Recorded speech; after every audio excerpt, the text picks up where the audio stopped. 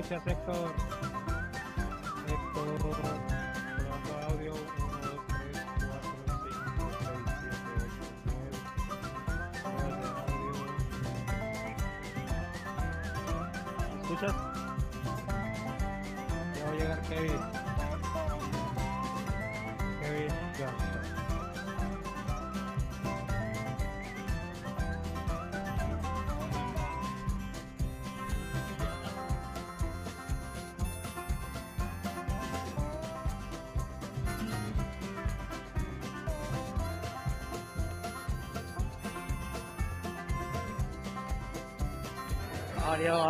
Audio negro.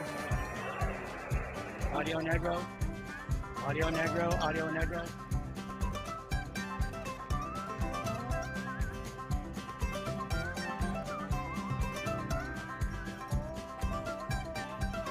Audio check negro. Audio check. Oh, thank you.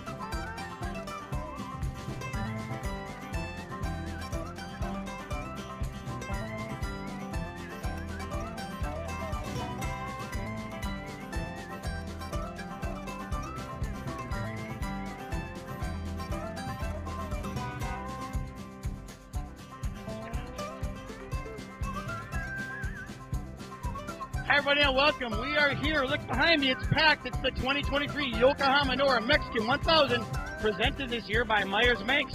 Welcome aboard Meyers Manx. Glad to have you. You see it's packed behind me here. This is a mandatory drivers meeting. We hardly ever broadcast these, but today is different for some reason and we're going live here. So I'm going to stick with you here and bring you certain points throughout the event. Sean Tremini is up there on the stage. So we're going to look at Sean up there and see what's happening. Now, this is the end of the second day of registration. Registration started yesterday morning here in downtown Ensenada, right outside the Riviera Convention Center. 2 full days of tech. Today was a way busy day. Matter of fact, there's still a few cars coming through tech. At last I heard was 231 entries. I think it was 230 something anyways. So it's a lot of entries in this race, this rally. Same thing, basically. So I'm looking up to the stage here. I see they're getting ready to start. I see Mike Perlman sitting up there, getting ready to go. I see Eliseo Garcia here as well. Looking around in attendance, as you can see, there's not many empty seats in this place. There's standing room all along the side. We'll scan around and show you the seats. You see the people here off to the side. Yeah, it's pretty crowded here. All the drivers. Again, this is a mandatory drivers meeting. This is where they go over everything. If there's been any changes, it's any questions they have on the road books or navigation, anything of that sort, it all gets taken care of tonight. Eliseo is pretty knowledgeable and he stays pretty busy in these events, handling these questions that may arise from the participants. And they do arise, and it's normal. There's a lot of experience in this room, but there's also a few novices that have never actually raced in NORRA before, so they may have a lot of questions. But the best part is they go over everything, and just by listening, you can learn so much. So these drivers' meetings, even though some people find them annoying, they're also very important, and they do a great deal of help.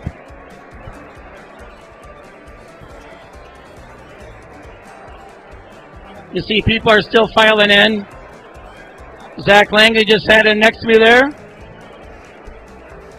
Okay. How are we doing? I'm doing good.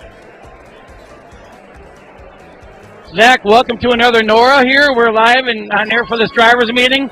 I missed you coming through tech today. How are you feeling? I'm feeling good. It's good to be down here. Nice to have you back at another NORRA. The happiest race on earth, I always have to say that, you know. So yeah, that's what brings you back, I'm sure. That's always the most fun. That's Zach Langley, Cops Racing, everyone. There's so many teams are here and filling this room tonight, which is great. We've got some new people on Chase. We got some former motorcycle champions now that are doing sweep this year, Kevin and Michelle Bush. Also, we're very pleased, and earlier I spoke with both of the winners from just a couple of days ago, the Sonora Rally, Sarah Price. won the Sonora Rally, won a ticket to the Dakar Rally. She is here today. Just talked to her. She drove in this afternoon. She registered in Tech. No rest for her. She's starting another 5-day rally tomorrow morning. Also on the bikes, Matt Sullivan, our defending champion from last year's NORRA Mexican 1000. He just won over there in Sonora. Now he's back here as well. Sean Cermini's up there. He's getting everything ready. And here we go. We're going to turn around and go to Sean right now.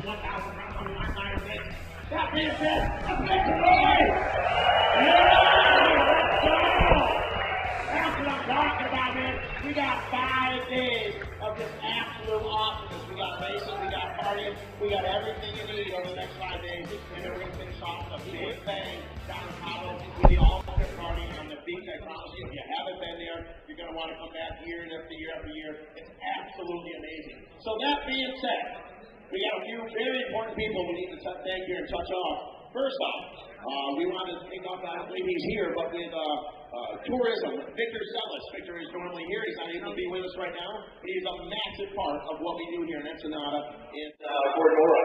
Then, we want to get into our Grand Marshal, our Grand Poobah, if you will. And he is coming on down here. Mr. Larry Ray. Where are you? Larry Ray.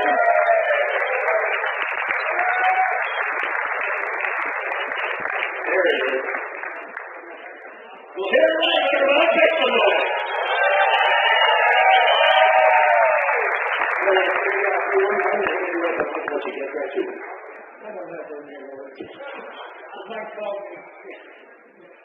Larry, I'd like you to come down and read the Grand Marshal. No, I'm not going to do that. I don't want to. That's how older guys, Did you look and see that I'm entered? Did you see that I'm entered? I'm in the race. What am I going to do? Wave the little flag and come down and jump back on my truck and go? I said, no.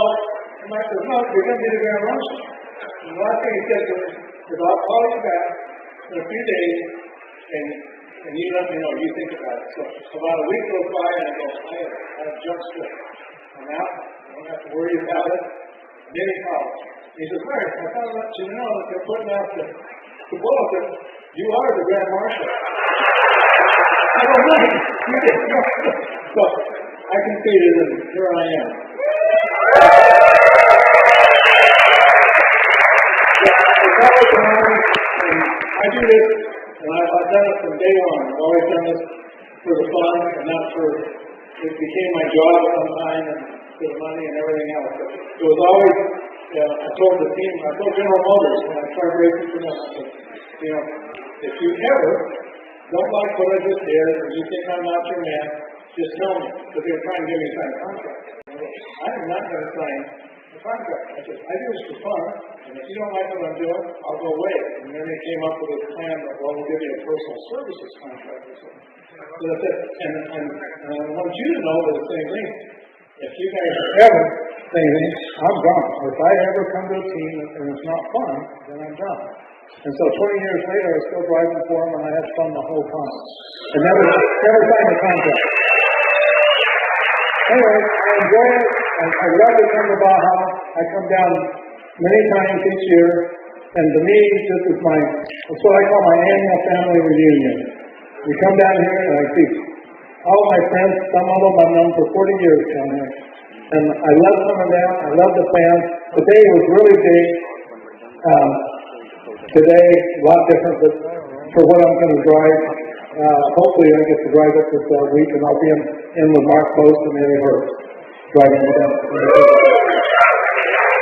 Anyway, thank you. I'll try to be a really good Grand Marshal and wave the flag really good tomorrow. Larry Ray for everyone.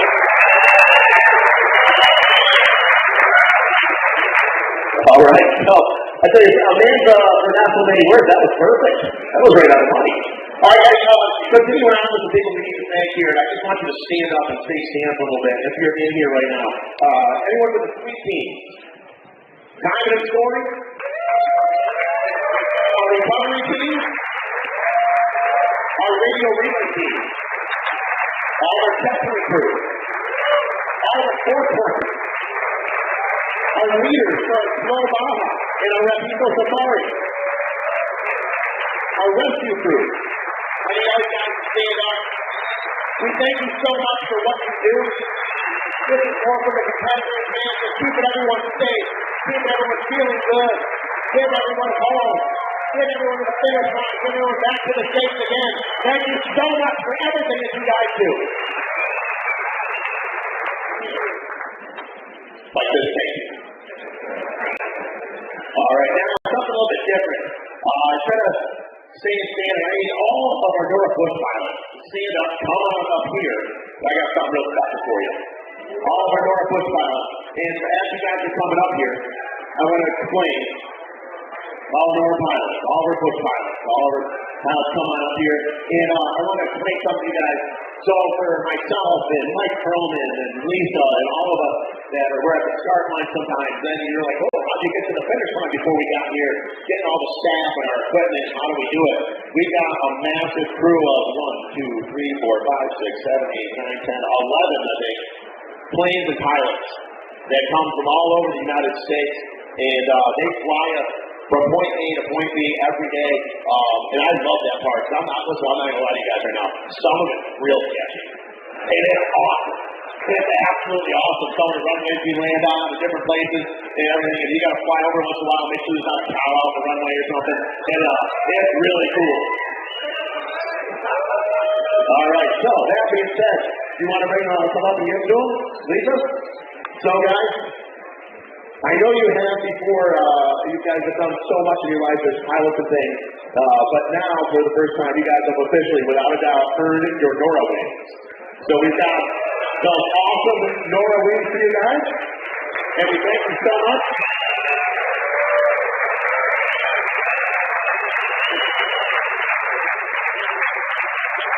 And so we wanted to bring these guys up. They don't get recognized that often, and you guys see them cruising around, and you may not necessarily know who they are, what they do, but when you see these guys, and they come back year after year after year, and these gentlemen are very talented pilots.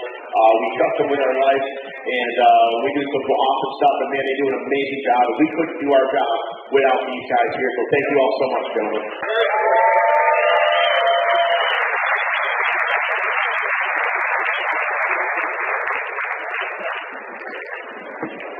All right, now, something a little different we haven't done before, and we're going to get into our Ultimate Ironman participants.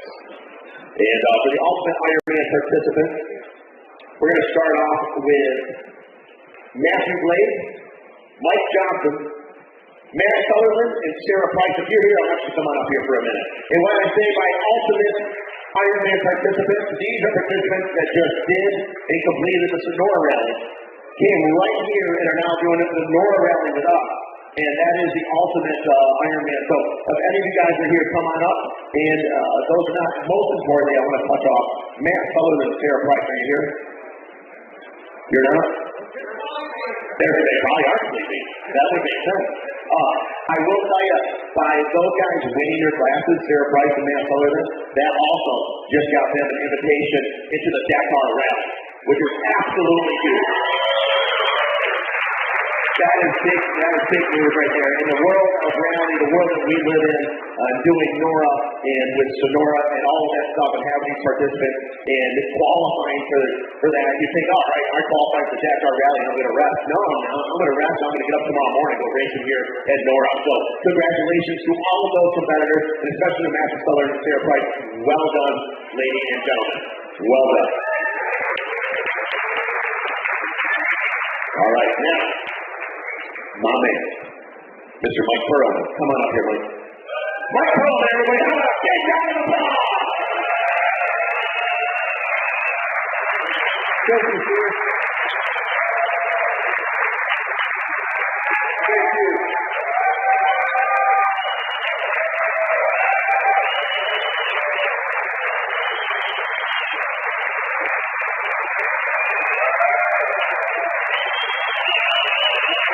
Thank you.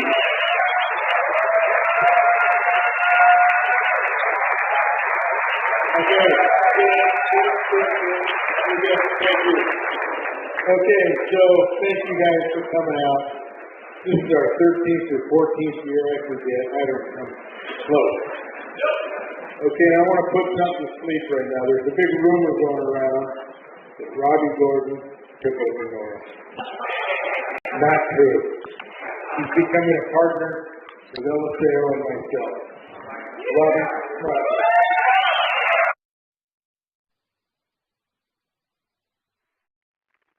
It's going to take Norra to the next level. And I'm so proud of this and I'm happy. Robbie's going to say a few words. Eliseo, come on up here. Few words. You know I'm going to make a few words. I just want to say thank you, Mike. I'm not going to share how much my percentage is. So. No, it's an honor to be able to be part of this. Eliseo and Mike have done a wonderful job. I've had staff here observing, and they are thoroughly impressed with their whole operation, everything they got going. And we're excited about being part of this with everybody. This is, as Mike said, the greatest race on earth. And we're going to try to keep it the same way and try to have a lot of fun. So thank you guys, and I'll turn it over to Eliseo because I want to make this clear. I'm not Eliseo's boss. I'm Eliseo's partner. All right, we talked about this last night, and he said everybody's coming up and said I got new bosses. I got to be honest, I can't do what Eliseo does, and there you go. Is that fair? He does a wonderful job, truly a wonderful job. You watch him and stand back, he's got this thing figured out. I have a day job, so what I can't help is in marketing, promotions, sales, and things like that. So Eliseo will continue to run all operations. He'll be the point man here, and I'm here to help.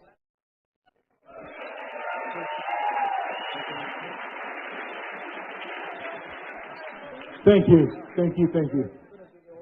Thank you. Robbie, thank you. You know your job. Good. Okay. Thank you. Okay, so that being said, this drivers meeting is real important. Eliseo is going to go over a lot of safety stuff, and it's important that we, nuts and bolts, we listen real carefully. Okay? Eliseo? Hello, everyone. Thank you, Mike. Thank you, Sean. Thank you, Robbie. Where are you? Oh, okay. Thank you very much. Yes, as everyone said, I think this is the start of a new era for Norra. And as Mike said and Robbie mentioned, personally, I think it's going to bring us to a different level, a better level. And it's going to be way better for all of us now that we have Robbie on board, I'm pretty sure. And I sincerely hope that you guys will be here next year and you will enjoy basically what we got ready for you. So we can say, and I can say personally, that the Norra spirit will be preserved 100%, and this family will be exactly the same next year, but even a little bit larger if we can make it happen. So thank you very much for that. Okay, nuts and bolts, we need to get to work, so I'm going to get Miguel Rico from the insurance company. Miguel Rico is going to talk to you a little bit about our insurance coverage and how it works and what you need to do in case of an accident. Hi, everybody. Well, basically, everybody knows me already. I've been here for the last 10 years. Thanks, Eliseo. Thanks, Mike. Robbie, we're here. We've been having a couple of accidents in the years, and I think that we've been able to solve it the right way. And we have lost some people, some friends, and I want to make like a moment for something that happened last year. And I really appreciate it. Everybody stand up and let's make a prayer for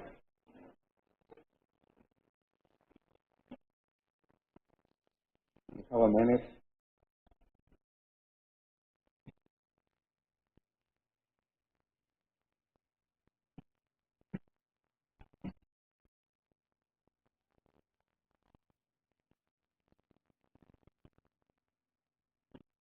Okay.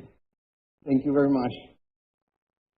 This year, let's try to make it safer. And like, every time I keep saying it, if we have an accident, let's stay in the place, don't move, I will get there with the help of everybody. And we go through the accident with, successful, and let's enjoy the ride, like every year, and have fun, okay?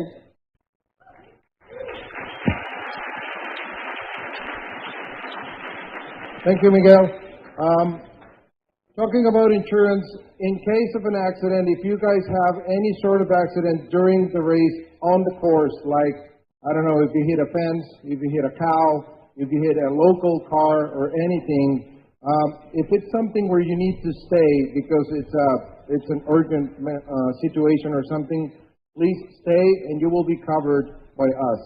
So don't get nervous, don't worry about it. Anybody that has been before in an accident, they know that we got coverage and everything's going to be fine.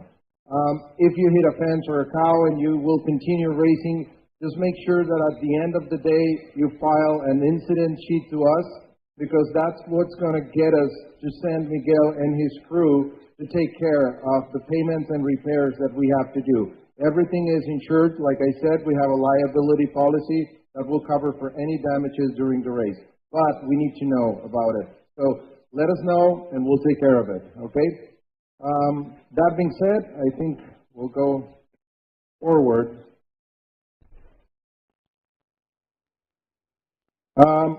Lately, I don't know if you guys have been on Highway 3 from Ensenada to San Felipe. The road, I would say, is the worst I've ever seen in my life. It's like a war zone. Some of you guys came us to say that it looked like a Black Hawk helicopter bombarded or thrown like bombs into the highway. Highway 3 is really getting into like a war zone, or it's really dangerous. So when you send your crews out to San Felipe tomorrow, take your precautions. Do it with enough time for them. I usually have been averaging on my trips to San Felipe when I come back on the highway, 25 an hour to 30 miles an hour maximum from San Matias all the way to Ojos Negros. So drive during the day.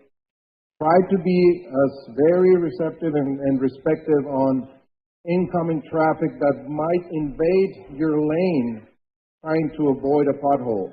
So you got to be careful with that. There will be a lot of traffic. If you got trailers and you're doing that with an empty trailer, that's hard, because the empty trailer will start sliding sideways when you hit one of those craters. You couldn't call them potholes. So the edges are so sharp that they will rip off a tire. So that's what I'm telling you guys. That's really horrendous. Take your precautions, go slow, send your crews ahead of time, and make sure they're going to be safe. Have enough spare tires as well. I would say at least 2 spare tires for the trailer. And like I said, be prepared for a car to invade your lane while skipping another pothole. So that's one of the things. The other thing is that Cesar, our race operations manager in San Felipe, just called me a few minutes ago and said that today was the hottest day in San Felipe. And it looks like tomorrow is going to be really hot, over 100 degrees in San Felipe. So you have to make sure you got enough hydration on your race car, and you have enough water also on your chase trucks. So be prepared for a hot day tomorrow, okay? If anybody has a question, just raise your hand. I'm going to try to get you the microphone as soon as possible.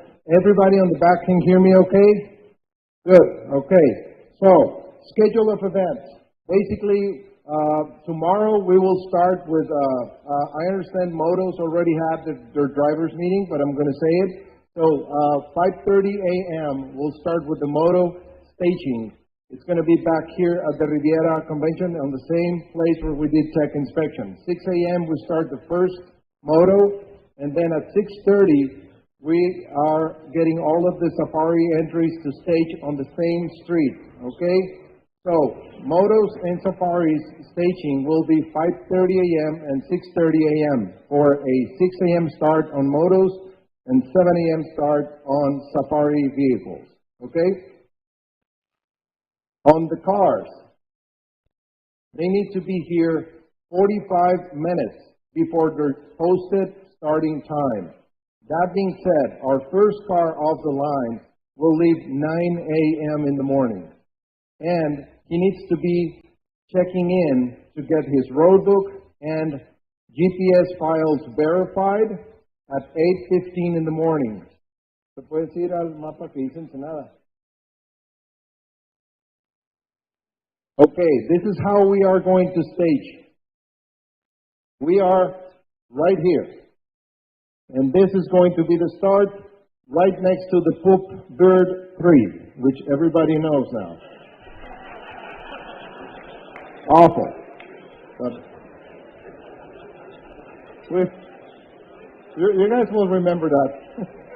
So, basically, the way I want you to go in, on the NORRA 500, we went in here and then made a U-turn back here.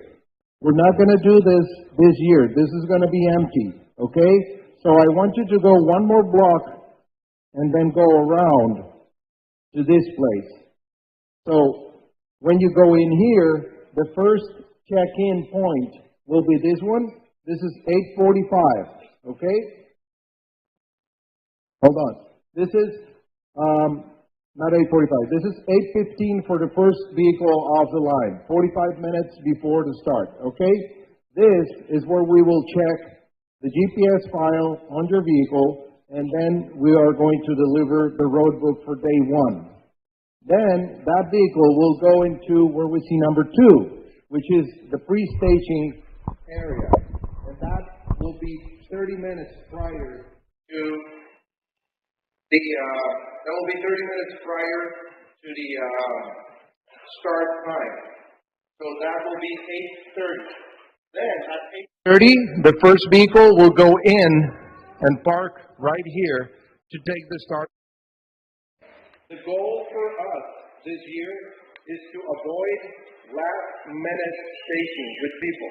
We've been having a lot of problems, and it's really you guys show up 10 minutes before you start, and we already have all of the vehicles lined up, and we're trying to save a space for the guy that's late. So, unfortunately, we do have a penalty for people that shows up late for staging, and that's for the safety of everyone. So, you will get a 30-minute penalty for late staging. So, make sure you understand this, and if you have any questions, just let me know. But you will have a 30-minute penalty if you don't get your vehicle to go into the first checkpoint 45 minutes prior to the starting time, your starting time. And your starting time will be posted tonight on the NORRA website, where it says starting order. Click in it, and then just look for yourself, and whatever time it says, make sure you're 45 minutes ahead on this point to get your GPS verified and to get your road book.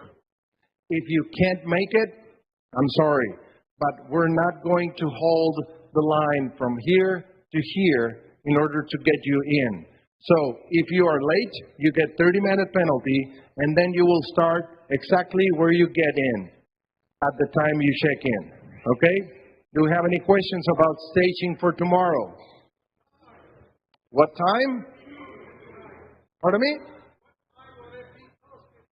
Okay, starting order will be posted at most 10 p.m. tonight, but we're doing our best to have it ready in a few hours.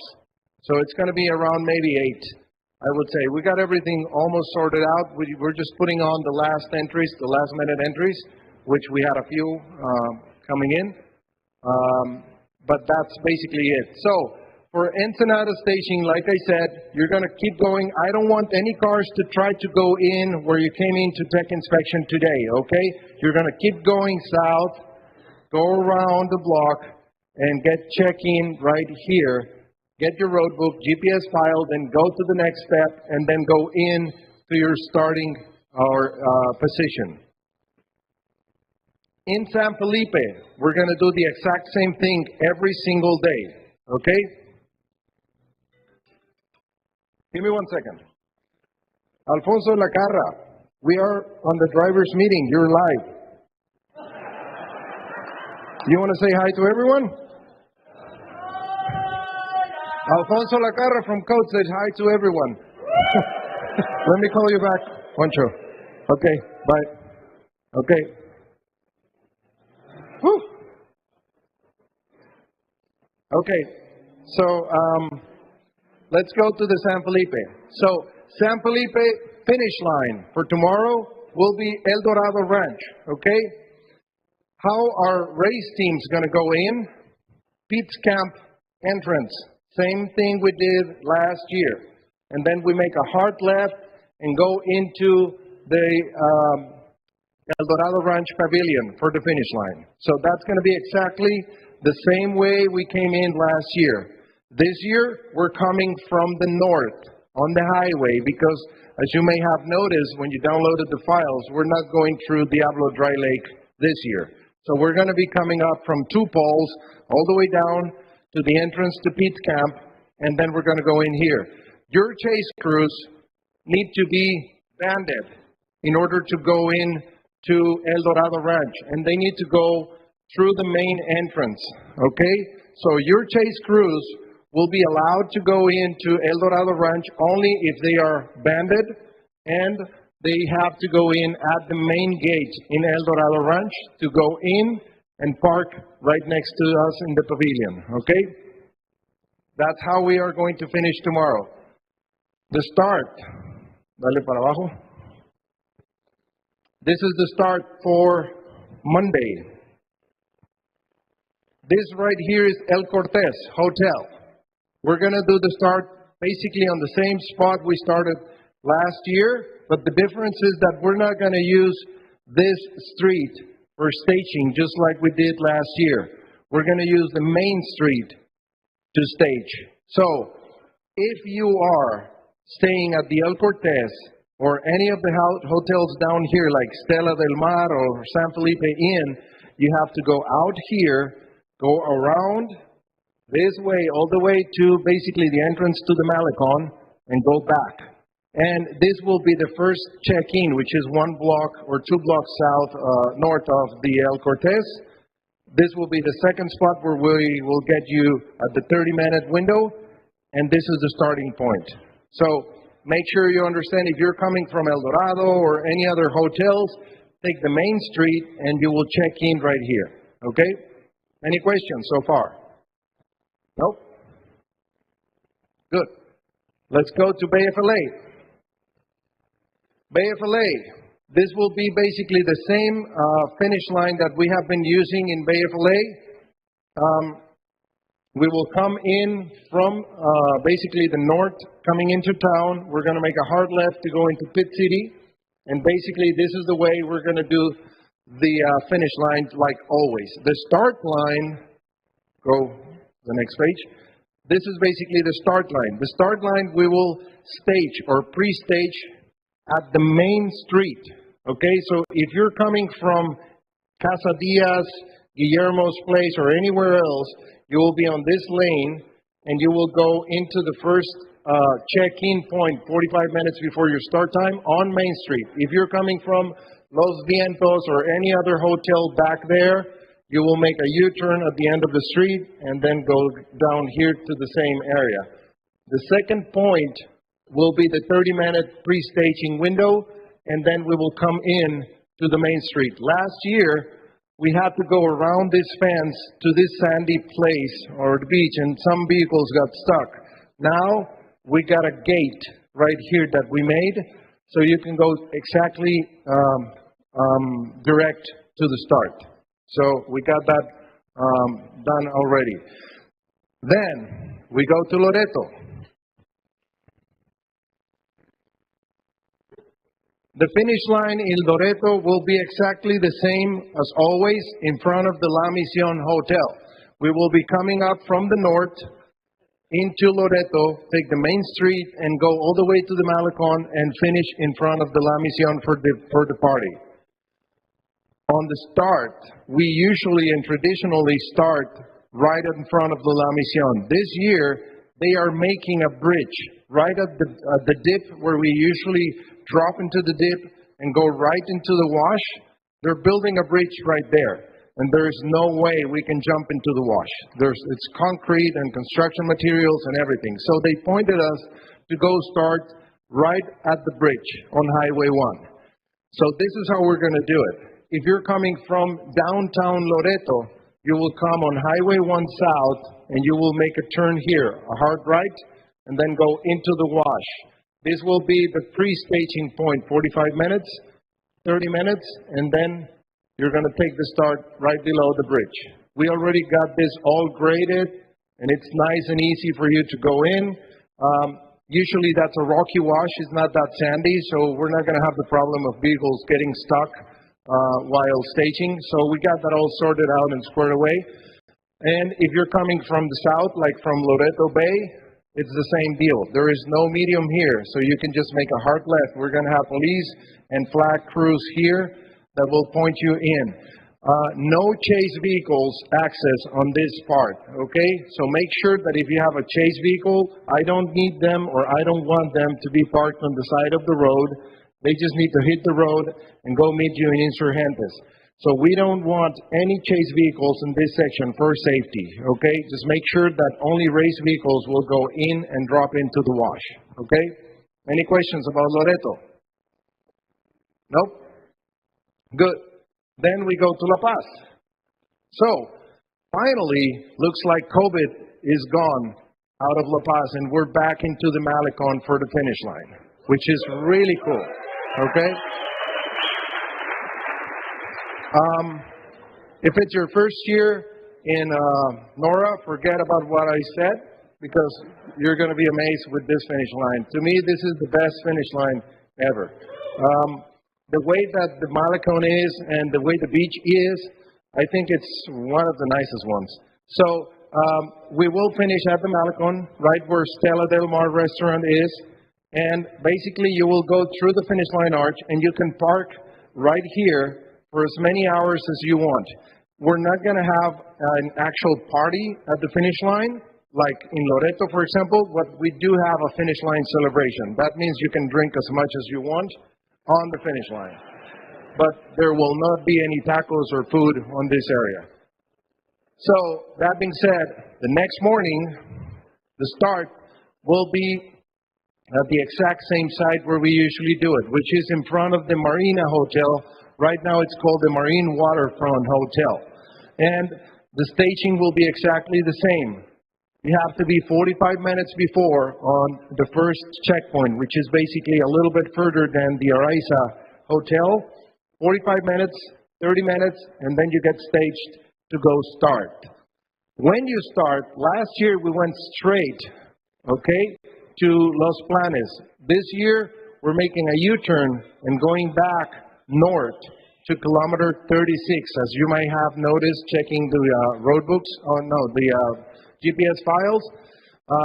We are going through Todos Santos this year, which is a whole different course.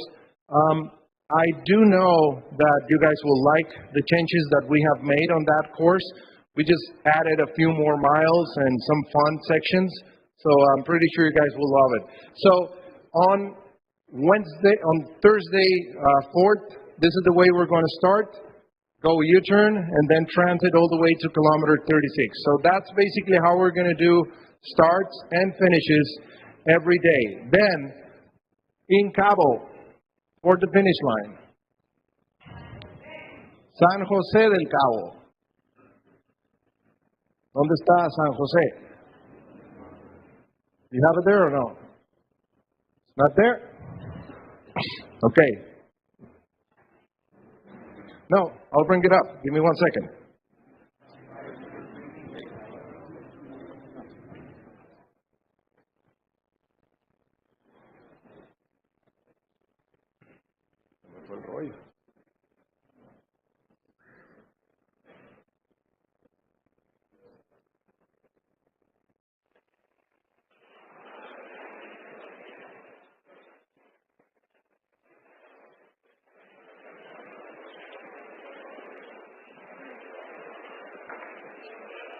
Okay, so for Cabo, last year we had basically the finish line on the sports complex, which is right here, as you can see. We're not going to use that this year. We tried to make it as simple as possible. So you will be coming off the wash where this number is here, and you will make a hard U-turn left and go into Paseo Centenario or Avenue Centenario. And the finish line will have two identical stages, okay? So this is how we're going to do it. When we get the first vehicle finished, that vehicle will go into stage 1, okay? And we'll start the TV, the NORRA TV interviews and everything on them, pictures, crews to go up, exactly. 2 stages will be identical. You will not be able to tell the difference between stage 1 or stage 2. Then we get the second car coming in while we still have the first car here. He goes to stage 2. When we are done with the TV interviews on stage 1, we're going to switch cameras with a different host to stage 2. That vehicle will get the same time, the same interviews as anybody here as well, and picture time and everything. But in the meantime, we're getting this guy ready. We already took care of taking this guy off the stage and bring somebody else up. That saves us around 5 minutes for each vehicle. The goal with that is to have you guys as fast as we can into the finish line stage instead of spending 1 hour and 30 minutes on the line waiting to get through the finish line. So we think that's going to make it better. And we really hope it works. We're testing, and like every time we're learning new things. So, but I think, I honest to God think it's going to work. So we'll see how that goes. Also, we've been getting a lot of people asking about parking in Cabo. So we managed to get the city to loan us this field right there at the sports complex.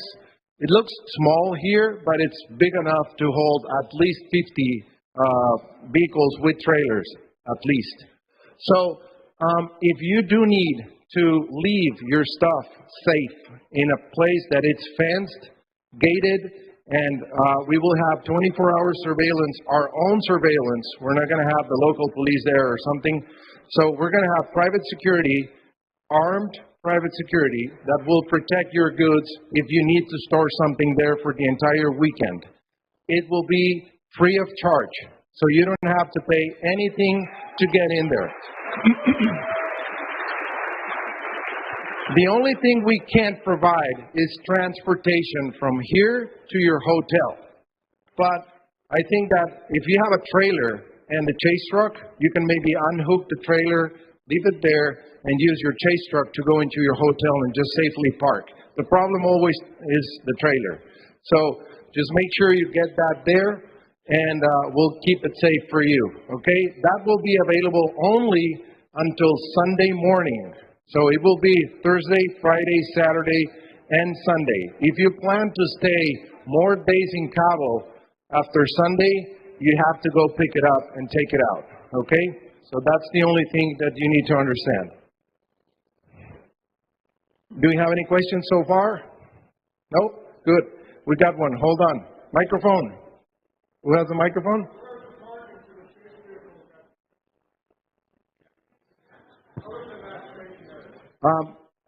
This is the finish line right here, and this is the parking lot.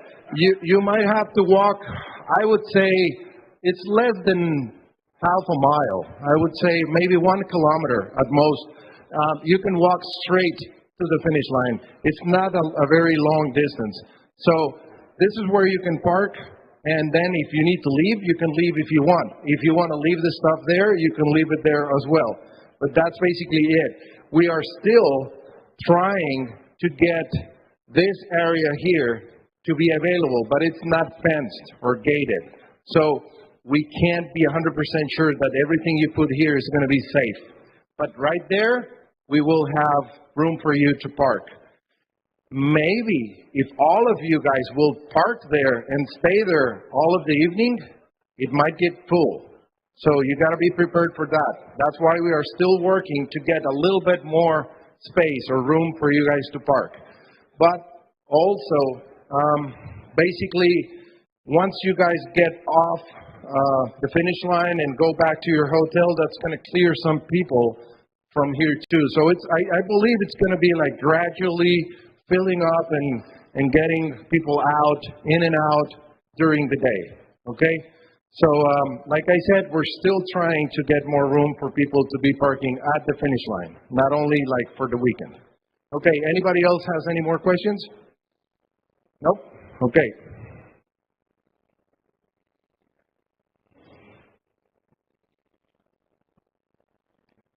So we already spoke about the staging, 45 minutes, where the 30-minute late staging penalty. Starting order. A lot of people have been asking about the starting order. This is basically the starting order for tomorrow. We will have more categories on the bottom. This will be the way that we will start tomorrow. So let's keep it a little bit on the top. Let's maybe try to unzoom a little bit to see if we can get the entire page and see if we can see that. No. Okay, so maybe everybody's kind of asking, what the hell is the elite group and why are those guys starting first? Well, the elite group, it's a selected group of racers that have previously won overall in stages on the last two editions of the Mexican 1000. What I'm talking about is 2021 and 2022. So whoever won the overall on a Mexican 1000 in 2021 and 2022 will be part of that elite group. Right now we have 5 teams that are racing this year that did that. The very first one was overall winner from last year, Steve Menzies. Then I think it's Mark Post, the second one to go out. I believe the third one will be Gay Smith. The fourth one will be Kristen Matlock, which there you are. She won the overall on the last 2 stages on day 5 last year. She was the fastest vehicle, not the fastest UTV, the fastest vehicle on day 5 last year. And Dave Mason Jr., where are you?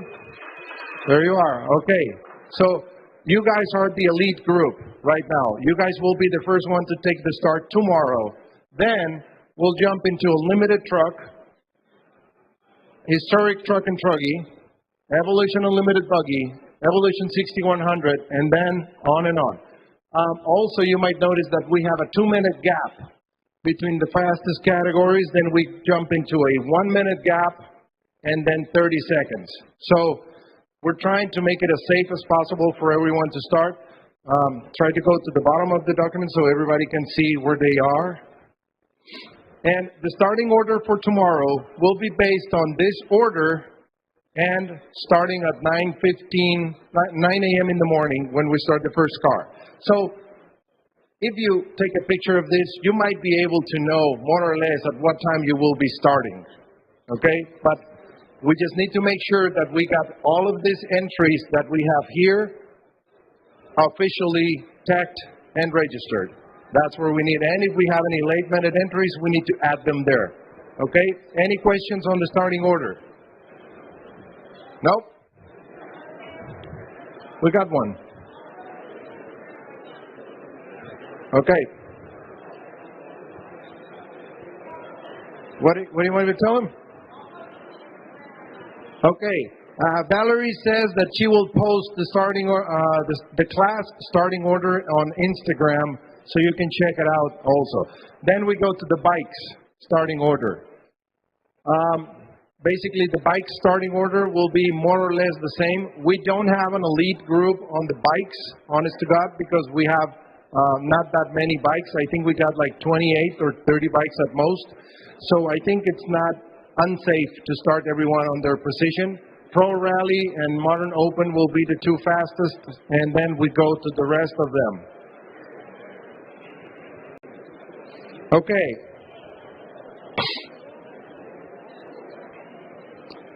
So we have spoke about the day one start. The days 2 and on start orders will be basically based on your finishing time. Elapsed, timed, stage time together will give us the total time for your race on day 1. Depending on what position you finish, that will be your starting position for the next day. As I always say, if you are a fast vehicle and you broke, I don't know, a belt, got a flat, you broke a transmission, alternator, anything happens to you on day 1, and you end up on the bottom of the starting order the next day, you need to come to me before I start staging cars the next morning at most. And make sure that you guys request a bump up on the start order for safety, okay? What I'm saying is that if I know you're fast, I will get you up there so you don't have to pass 40 cars or 50 cars the second day because you had a problem on the first day, okay? So you need to come to me and let me know you had a rough day, and you need to file what we call an inquiry sheet, letting me know what's going on. One thing that you will notice this year, transits. We have a speed zone on the transits. We've never had that, okay? Make sure you understand this because you only have one chance of screwing up and then you're disqualified. So what's been happening lately is that a lot of the teams are speeding on the highway. I mean speeding like going 90 to 100 miles an hour on a transit, and then reckless driving and making unsafe passes. We always said that if the Mexican Highway Patrol catches you and you get stopped and pulled over, it's your time and we're not crediting any time back for somebody get pulled over. Yes, but I think that's not enough. So we have decided to put a speed limit during transits of 75 miles per hour. That's going to be automatically recorded on your Stella, okay? That means that you cannot go higher than 75 miles per hour on any of the transits during this race, okay? And if you do that, and we get, obviously, the penalty report from Stella, the first warning will be a 30-minute penalty, okay? That's your first and only warning. If you do it again, I'm sorry, but I'm going to have to disqualify you from the event. And that's for our own safety, okay? So, anybody has a question about that or doesn't understand it? No? Okay. So, all of the transit times are basically calculated with traffic and all of the obstacles that you might get from point A to point B in order to have you safely drive below the speed limit on the highway, which usually is like 80 kilometers to 100 kilometers per hour in Mexico. So 75, it's 120 kilometers. That's more than enough for you to drive on the highway. So make sure you understand that, and if you don't, ask me right now because this is getting recorded. Nope? Okay, good.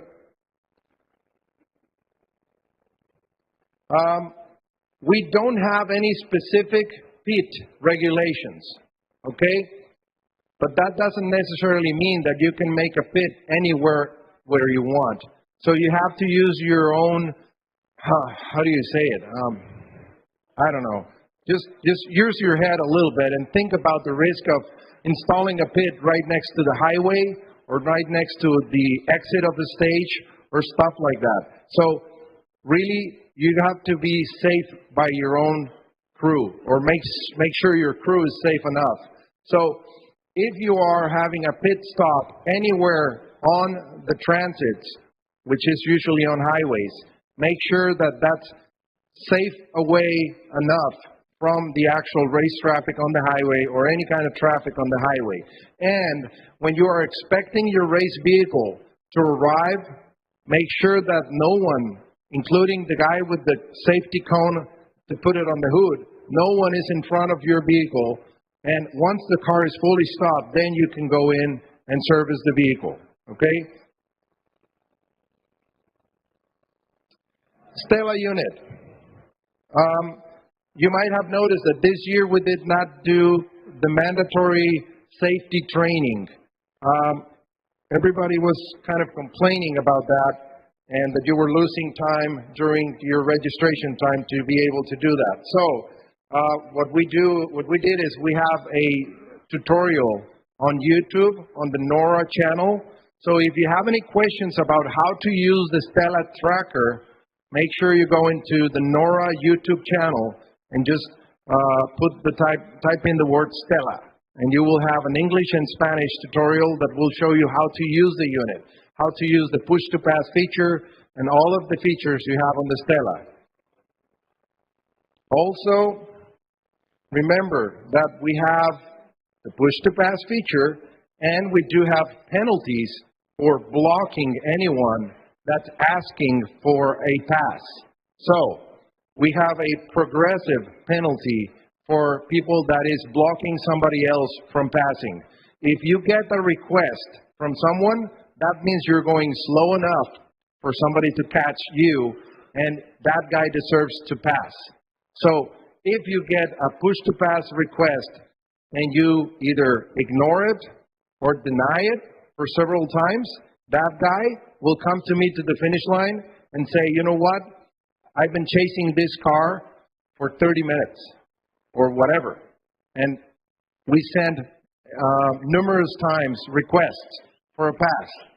And if we check the Stella and that's true, the guy in front of you will get, for the first time, a 10-minute penalty for blocking. The second time, it will be a 20-minute penalty. The third time and on, every time he gets somebody to actually demonstrate they were behind him and he was blocking, he gets 30 minutes. Okay? So make sure that anytime you get a push-to-pass request, you have to move away. And in order to move away safely, okay, you have to make sure you're away enough that your tires will not be on the course in order to make it safe for the guy to pass. Also, if you are chasing somebody that's ahead of you and you get a request from somebody behind you, which is basically what we call a choo-choo train, you will not get any penalties. But if the guy in front of the entire pack is holding everybody back, that guy will get the penalties. So if that's the case, we know, because we got the Stella tracker to tell us that it wasn't just you following somebody or blocking somebody, sorry.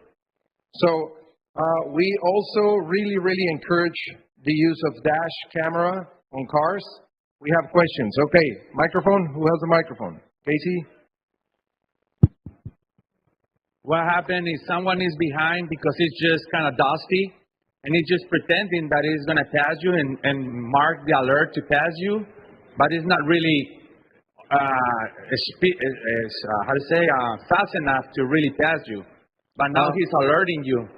If he's alerting you, he's close enough for the alert, because that's a radio frequency alert. If you get the alert, he's close enough to make the pass. So you do have to allow him to pass. Okay. Sometimes what happens is that it might be a slow section, and you think that nobody's there, and when you're trying to come in again, then the guy's right on your tail. So make sure that you understand that when you get the request, check your mirrors, and that guy should be behind you. Okay? Yeah, because in the other organization, there is people that try to fake that is really close to you, but the Stella alerts you from very enough distance, and then you are looking for that car, and it's not even close. It's just because he's watching dust. I agree. But on the other organizations, you're allowed to bump the shit out of the guy if he doesn't move away. We're not that way. So that's true.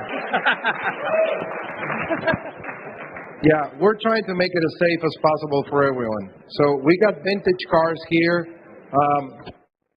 Jeff Gambrot, my favorite Porsche, just got rear-ended today on the highway going back to Manedero, and it sucks. But if you think that happens during the race, it sucks a little bit more. So I think it's not worth it. Okay. We got more questions. Go ahead. If somebody files a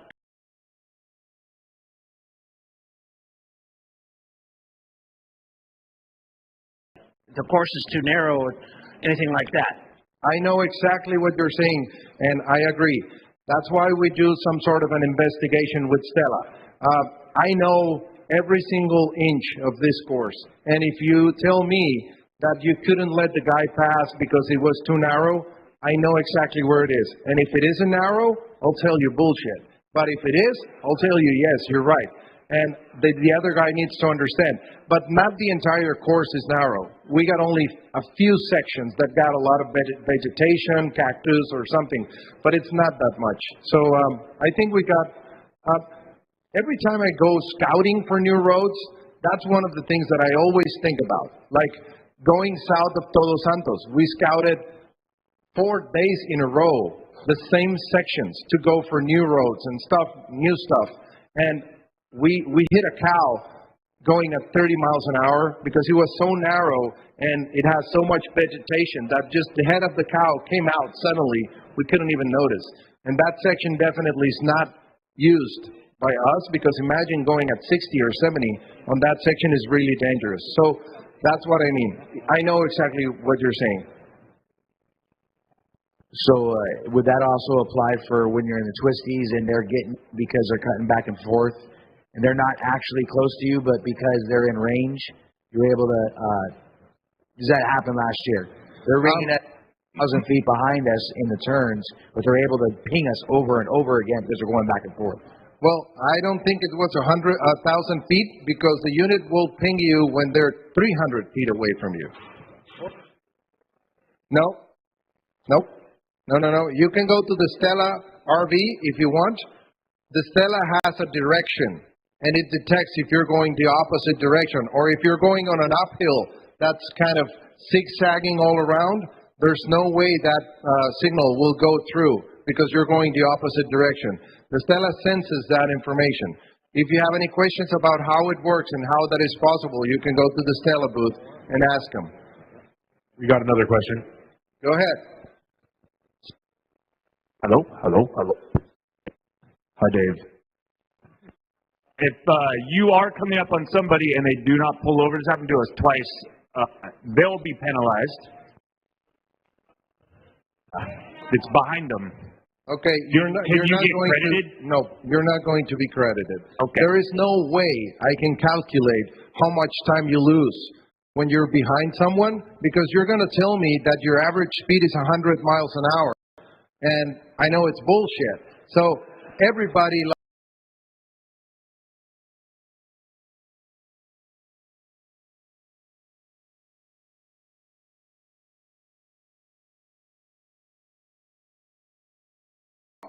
the only thing I can tell them is that the guy in front of them blocking will get a penalty. That's all. Awesome. Thank you. Okay. We got one more question, Eliseo. Go ahead.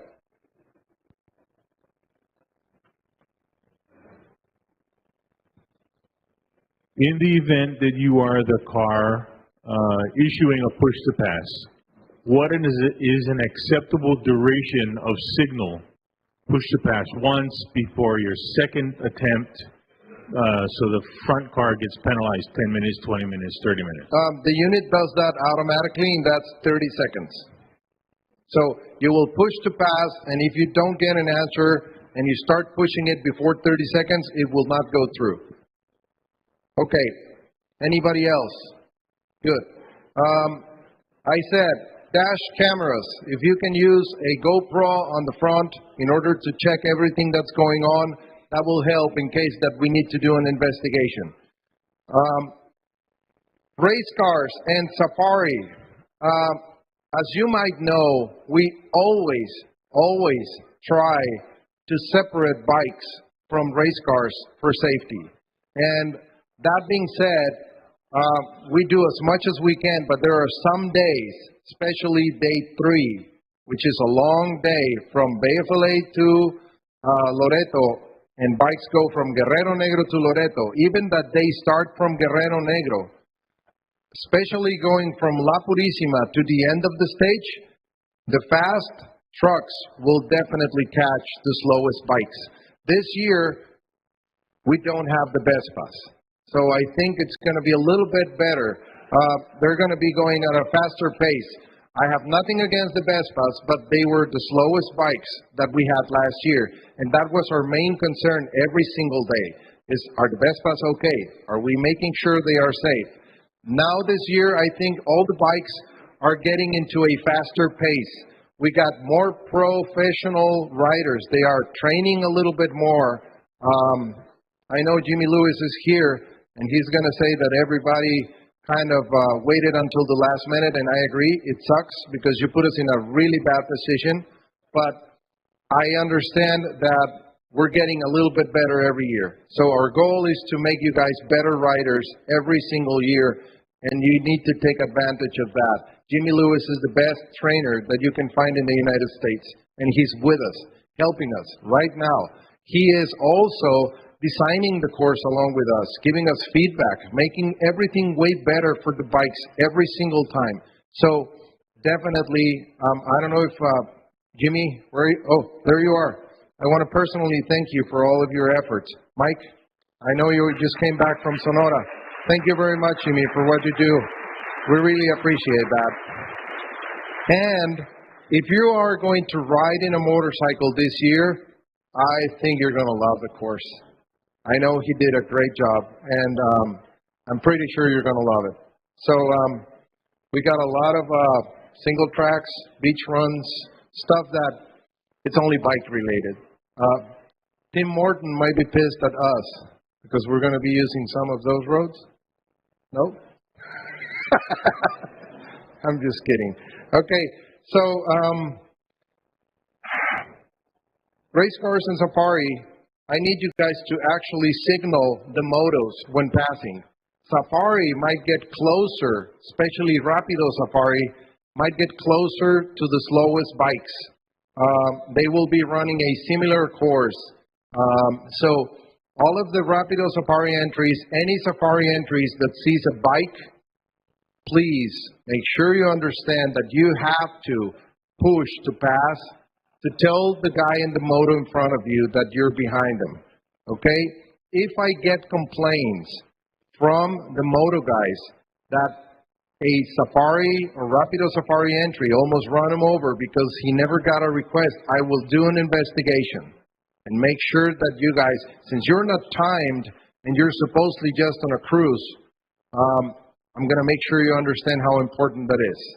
So I hope you guys understand. Speed zones. Also, Stella unit has a feature that a lot of people is kind of getting confused. For example, if you go into a speed zone, you will get an alert prior to the speed zone with a number on your screen that will tell you what the maximum speed on that zone is. It will start flashing before you get into the speed zone. When it gets still, you are in the speed zone, okay? But if you keep going faster than the limit, after 45 seconds, that unit will say, you know what, this guy doesn't understand, it's a speed zone. So the screen will turn blank, and that limit will go away. That doesn't mean the speed zone ended. That means that the unit says there's no sense on alerting this guy because he's not putting attention to the speed limit, and it turns off. But it still recording, and we are getting the penalty. So definitely you got to understand, if you go higher than the speed limit on a speed limit for more than 45 seconds, the unit will turn off the limit on the screen. Don't get confused. The road book will tell you where the speed zone ends, okay? So you got to understand that. Okay, CRB. We have always tried to make the CRB as fair as possible, so I will need at least 5 candidates that are interested on becoming part of the CRB this year. If you are interested, please email to info@norra.com. let us know what is your race car number and tell us that you are interested on being part of the NORRA CRB for this race. Okay, the CRB will be committing to meet on the Hyatt Place Hotel on Friday morning. So be prepared. If you are interested in being part of the CRB, you need to understand that we need you at the morning of Friday. That's May 5th at the Hyatt Place. Okay. Max 7 pits.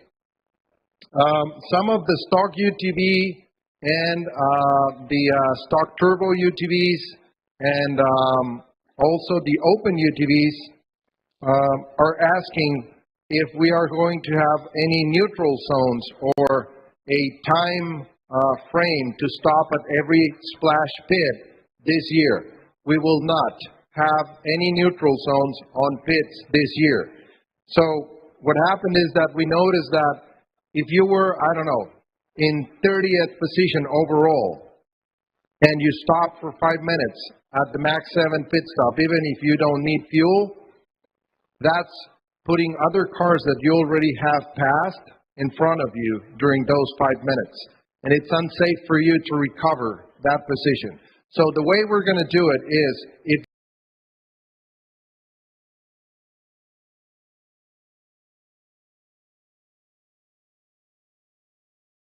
credit back up to 5 minutes when you stop on the Max 7 pits only. We will not credit if you have your chase crew to serve fuel for you on a stage. It will be only at the Max 7 pit locations that we have previously recorded. So if you stop for fuel, let us know and with an inquiry sheet, and we will credit back up to 5 minutes. Question. We got a question here. Hold on. I'm getting you the microphone. Aliseo, I'm wondering if the same is true for truck classes or an Evolution pre-run truck with a stock tank. Nope. No. That's only for UTVs. And that's because the UTVs have different categories to fight for the overall UTV trophy, and we need to credit that time back. That's basically it. Anybody with a fuel cell has an advantage against a stock UTV with a stock tank, but that's it. I can't do it for everybody. And that's only because they're fighting for the overall trophy on UTVs. Okay, inquiries and incident sheets, we already spoke about that. If you have an accident, fill out an incident sheet. If you have any questions on penalties or anything, fill out an inquiry sheet. The proper way to contact us for inquiries and incidents is through the sheets on the road book. No texts, no calls, no emails. I will not be able to answer any text, any calls, or any emails with inquiries during the race because I have limited access to them. Even with Starlink, sometimes it's difficult. So the only way is paper.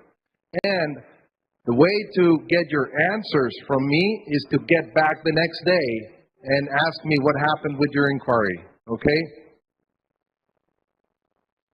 Also, I cannot take inquiries from past days. For example, tomorrow, when we get to San Felipe, if you have any problems, go to the finish line. If you get a penalty, but you find out the next morning, starting from San Felipe, don't worry. File an inquiry in BFLA. But when you get to Loreto, if you want to file an inquiry from day one, I will not be able to help you. So make sure that you understand that if you have any questions or any problems, they need to be delivered the same day or the day after at most, okay?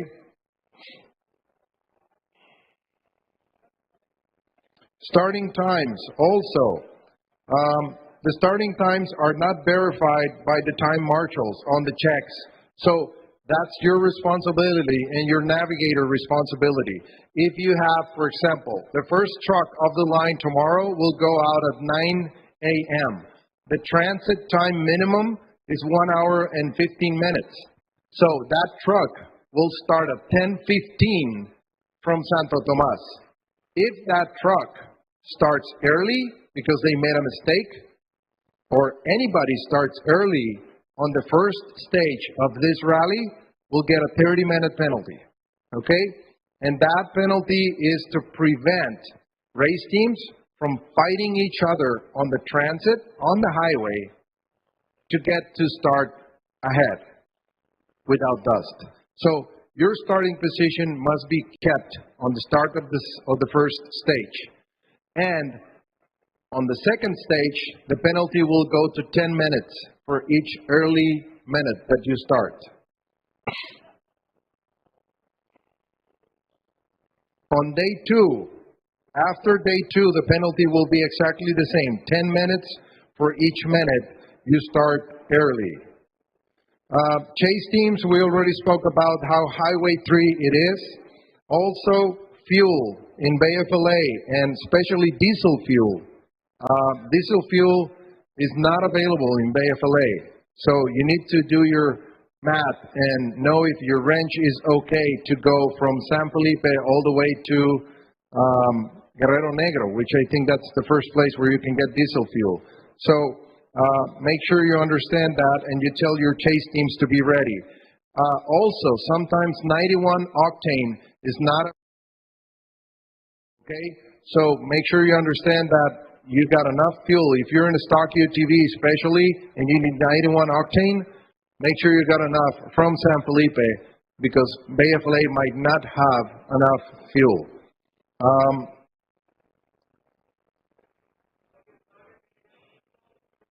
I've never seen diesel in Gonzaga Bay. I've only seen regular. I don't know, honest to God. Okay, if you have any mechanical breakdowns. Got a question. Go. On the routing there for, I think that's day 3, you've got a fuel station listed in Puertecitos. Is that a Pemex? Is that actually open, or is it just the location? The last time I went through there, it was closed, but they say it usually opens on weekdays and for a few hours in the morning. I can't guarantee that it's going to be open, but like I said, take your precautions. Gonzaga Bay, it works mostly all the time as well. Sometimes they don't have any power. They ran out of fuel, or they run out of power, or the generator doesn't work, so they can't pump fuel in Gonzaga Bay. So try to make sure you got enough fuel to go from San Felipe all the way to Guerrero Negro, okay? Got one more. You said on the start of day 1, if you start earlier than your time frame, it's a 30-minute penalty per minute? Exactly. And then after that, it's a 10-minute penalty for each day after per minute. Exactly. Yes. Okay. In case of a mechanical breakdown, your Stella will have a feature where you push and you will alert us and everybody around you that you are on the side of the road, broken down or changing a flat tire or anything. So make sure you understand how to do that. Also, beware of snakes, scorpions, spiders, hydration. That's important. It's going to be a hot day tomorrow, okay? The Weatherman channel will be the exact same one, 151625. We will have a Weatherman effort and relay every single day. We will have Darren Wickman on an airplane for you guys to be the Weatherman. He already left today to San Felipe because we got a lot of overcast in the morning, so he was not going to be allowed to leave early in the morning for bikes. So he's already in San Felipe, where we know he will be able to do an early takeoff. So I repeat, 151625, that's the frequency for Weatherman. On my side, that's basically everything. If you guys have any other questions, just let me know. Go ahead. Microphone here. Yeah. Thank you very much, guys. Okay? Question.